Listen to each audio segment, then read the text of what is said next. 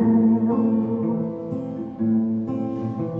Stă în picioare încă de buzoi și vă mirați că nu mai sunt subțiri, dar voi care vă credeți toți feciori, de ce nu arătați, de ce nu arătați ca niște miri?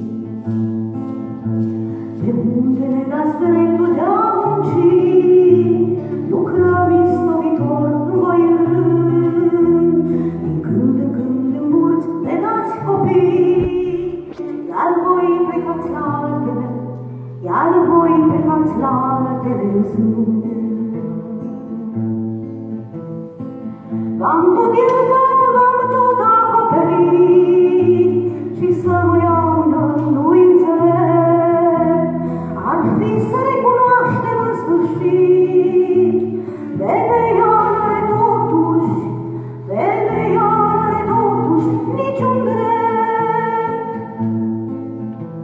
Și uneori păcătui curat, crezând prin lacrimi mari pe ochii mei, că însuși Dumnezeu este bărbat și nu le înțelege, și nu le înțelege pe femei.